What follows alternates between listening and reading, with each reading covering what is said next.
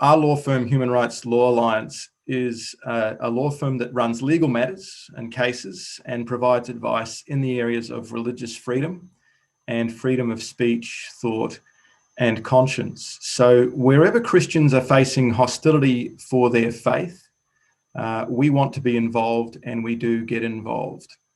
And it's a pleasure to be able to speak to Christian health professionals in the medical and dental fields this morning, and to be here with all of the esteemed guests in this virtual room. There's not been another time when we have so needed good, solid Christian doctors, good, solid Christian dentists and health practitioners. So I'm conscious of the fact that I have a lot to talk to you about this morning in this field of moral injury, and I'm hoping to stay to time. I don't know how a conference can stay to time if you get a theologian talking first and then a lawyer. It's an impossible task, but I'll try. So the title of my talk today is Nobody Expects the Spanish Inquisition. This provides a good context for understanding the current interplay between health regulators, codes of conduct, and the health practitioners who are operating on the front lines of medical practice day in and day out, like you, the audience. I refer to my talk as the Spanish Inquisition because, of course, Monty Python. Nobody expects the Spanish Inquisition. Our chief weapons are fear, surprise, a ruthless efficiency, and an almost fanatical devotion to the Pope.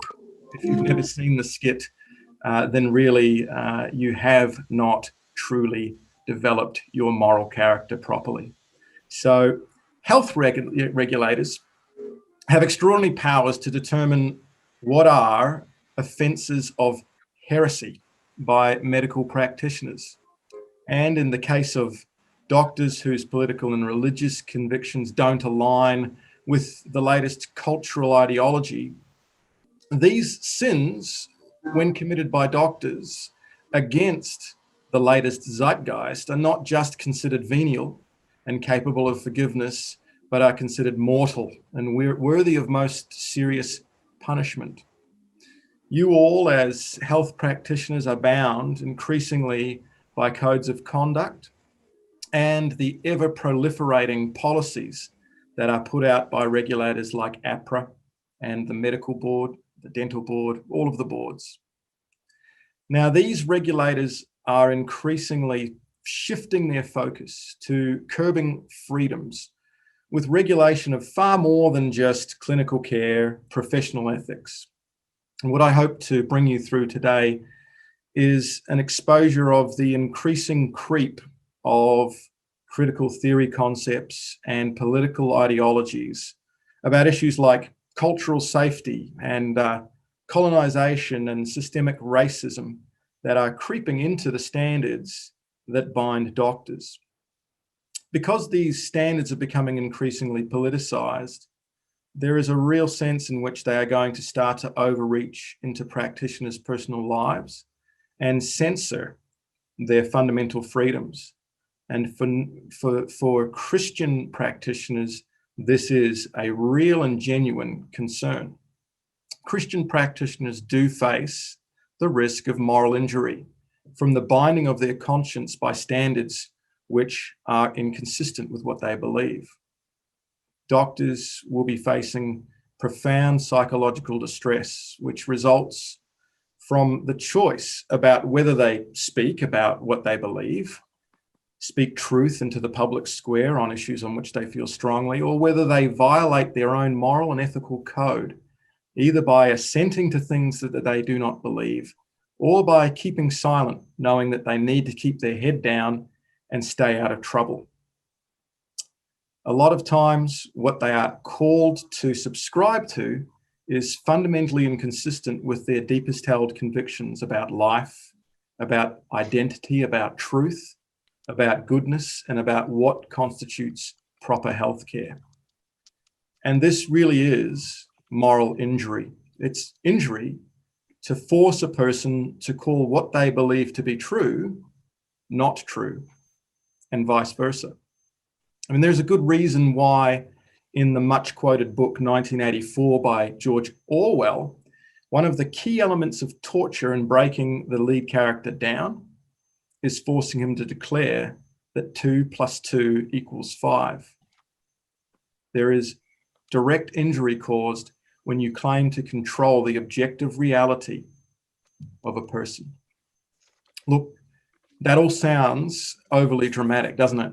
And indeed, we don't live in 1984 right now, but the seeds have been sown for this kind of moral injury to practitioners to become a more regular occurrence, as doctors face a modern Spanish Inquisition that uses fear, surprise, ruthless inefficiency, and not an almost fanatical devotion to the Pope, but an almost fanatical devotion to the woke.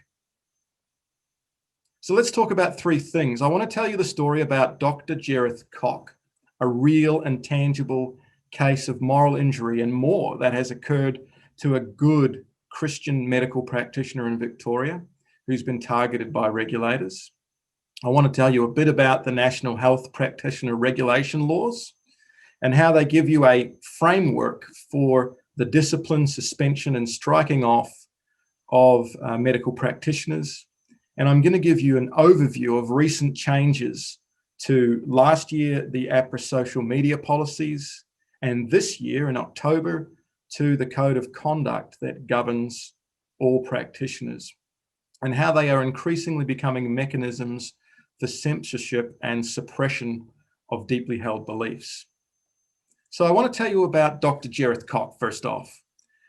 Jereth is a Chinese-Australian doctor in Victoria. He's married with 2 children. He is a deeply convinced Christian and has been a GP in a Melbourne family practice for over 10 years. Jereth's got strong conservative opinions. He likes to share them on social media. Many of his posts over the last 15 years have related to life, marriage, identity and sexuality, and conservative politics. He can be quite confrontational in the way that he's posted over time. And with the sheer volume of internet presence that he's had, there have been posts that once or twice have had used a lot of sarcasm and a lot of engagement in ways that uses sort of strong language. But he posts on both contentious and mundane religious and social issues. Through all of this, Jereth has never, ever been accused of any wrongdoing in his medical practice, never been the subject of a clinical complaint. However, in 2017, the Medical Board of Australia received notifications from an anonymous member of the public, not someone who was a doctor, not someone who was a patient. They expressed concern that Jereth's social media posts were objectionable and he may not be a fit and proper person to be a doctor. And of course, the complaint requested disciplinary action. Now, it's clear when you read the complaint that it's lodged by an activist, someone politically motivated who doesn't like Jereth's views. In relation to a terrorist attack in Victoria, he said, well, if the Bourke Street attack was caused because of mental illness, then I should go through my patient records and report everyone who has a mental illness to the AFP. As is customary in these cases, what is clearly a sarcastic comment is given the worst interpretation possible, and it was suggested that Jereth was going to breach the confidentiality of his patients based on this post. So without informing Jereth of the complaint, the medical board began an investigation. It was 13 months before they finally came to Jereth. They scoured Facebook and identified 30 posts about various topics where he was out of step with what they saw as being the proper conduct for doctors. He'd spoken about abortion. He'd posted about same-sex marriage and his opposition to it. And he'd written an article in Eternity newspaper about the medical implications of transgenderism, which they took offense to. They also found posts that were deliberately misinterpreted. So when he used sarcasm to say something like, family planning in Africa, isn't this a great way to decimate the population of those coloured people that we don't like. This was interpreted in a way that suggested that Jereth was in favour of genocide and violence, clearly giving the worst possible interpretation that they could to a post that was trying to point out the horrors of forcing abortions in Africa. There was a second complaint in 2019. Jereth wasn't told about this. The medical board then went and engaged someone to do a forensic search of his whole internet history, which came to 2,500 pages. In the middle of last year, Jereth was given an immediate action notice. He was dumped with a whole file of their investigation and told, you have 7 days before you need to appear before the medical board, where it will be recommended that your registration is suspended while we investigate you because you are not fit and proper to be practicing medicine. He appeared before the board. They suspended his registration. He appealed that decision to the VCAT, who confirmed the decision to suspend him. So where is Jereth at now?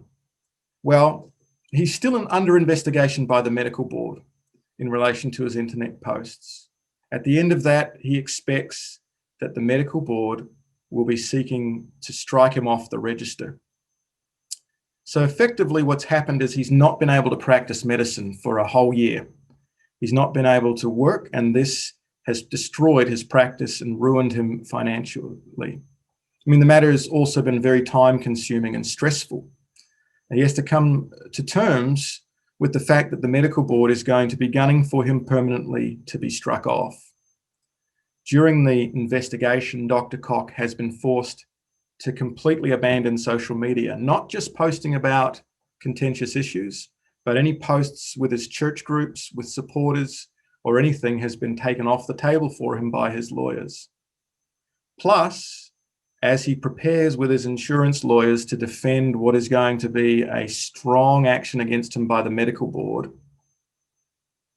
Jereth has to face very many moral dilemmas. There are people telling him that he needs to acknowledge that the views that he holds about abortion, about sexuality, about gender, are damaging to the medical profession if he expresses them, and could dissuade certain vulnerable people from getting medical care if he is to state them publicly.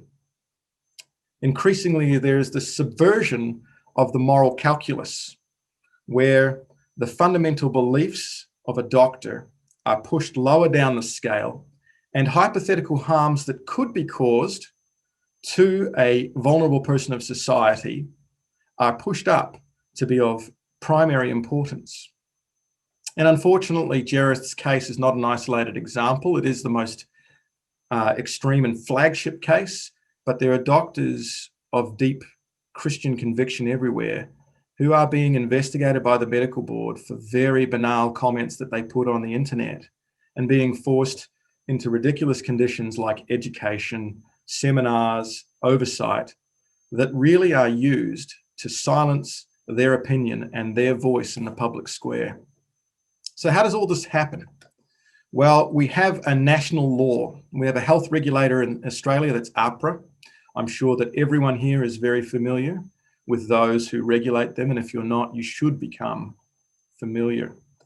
AHPRA basically is an umbrella organisation under which all the national boards and state and territory boards are aligned and work together to regulate the profession. Interestingly, they have a very prominent role in the regulation and the discipline of practitioners. So there's easy ways for people to complain about practitioners, which allows AHPRA to use its powers to silence and stifle legitimately held beliefs. Now, there are mandatory notifications that every practitioner must make to AHPRA if they reasonably believe a practitioner operates in certain conditions, such as being intoxicated or impaired, and I'm sure everyone's familiar with that. But there's also this process of voluntary notifications. And what you can do, any person on any ground can complain to APRA that a practitioner is not a fit and proper person and give the reasons for that complaint. There is an extremely wide scope for how notifications are made, and they can even be made verbally. We're aware of notifications that have been made by pro-abortion activist groups in America against doctors in Australia about posts that they've made on Twitter that they've taken offence to. And APRA is more than willing to accept those complaints. The regulator can also take complaints even if it doesn't receive a notification. There's all sorts of disciplinary powers available to APRA. They can take immediate action like they did against Jereth. They can commence an investigation which has an unlimited scope of time for its completion. In Jereth's case, his investigation has been ongoing for over 2.5 years in total now, and there is no indication of when they're actually going to come with findings. They can, of course, send you to a panel for a reprimand or to a tribunal to impose conditions, impose a fine, or suspend or cancel a doctor's registration. These are very, very invasive and very serious disciplinary powers that the board and the tribunal has. So, as you can see, there's a lot of different means by which regulators are empowered to discipline doctors. I'm going to move on quickly because I have 5 minutes left to recent changes to social media policies and codes of conduct. APRA's changing these things all the time, and there's an increasing regulatory burden on practitioners. In 2019, the social media policy was changed to include obligations in relation to cultural awareness. And this disturbing example is used by this policy. Example of where you might breach someone's cultural safety is where a health practitioner who works in a small town makes their religious views about sex before marriage and homosexuality public by tweeting, "Abstinence is the best way to avoid HIV." Not sure why we are investing public dollars into helping vaccines. Just do what the Bible tells us to do. Now, the standard says a patient sees this and now feels concerned that they cannot reveal their sexuality to the practitioner, thereby compromising their health and safety. They make a notification about discrimination. And the implication here is that, of course, that's a terrible thing to do, that the Christian doctor's beliefs have far less weight than a hypothetical harm to someone looking at this on the internet. There have also been changes to the APRA Code of Conduct, and I'm going to sweep through these very quickly. There have been new sections that have incorporated the social media guidelines so that those bind doctors. There is increasing sections in 2.2 of that code that doctors must consider the effect of their public comments outside of work, including online, a significant overreach into doctors' personal lives.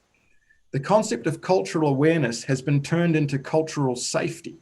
This means that if you don't get cultural sensitivity right, it's a matter of actual harm. And the new section in relation to conscientious objection requires practitioners to inform their patients all the time when their personal opinions don't align with the profession's generally held views. This increases their exposure as a potential target. And there's the inclusion of very ideological terms. References to systemic racism and colonialism have been included as matters practitioners must be aware of, even if they don't agree with what is a contentious ideology. So there's a lot of implications of this for practitioners. And one of those is that it is increasing the possibility of moral injury to our health practitioners. There is every likelihood that regulators are going to increasingly be intrusive into the expressions that doctors make of their faith in their own time. And also that vague terminology is going to be interpreted in ways that shut down unpopular religious points of view. There is a real politicization of the science, and it does really set up a situation where doctors who want to be open and speak the truth on key issues are going to be risking their jobs. So, what's the take-home message from this? I guess one of the fundamental things is that we as Christians need to be careful how we engage, and we need to make sure that we do so in a winsome way and realize that our public lives and our private lives are not that separated out, particularly our professional obligations and our professional duties will be interpreted also in light of what we post privately. There are many potential legal implications for practitioners, Christians, as well as the potential for ongoing moral injury. The fact that good Christian medical practitioners are experiencing this in reality highlights the need for Christians to be speaking well, to be getting involved in advocacy on this front, and looking to be involved in these regulating bodies, to have more of a voice and a presence.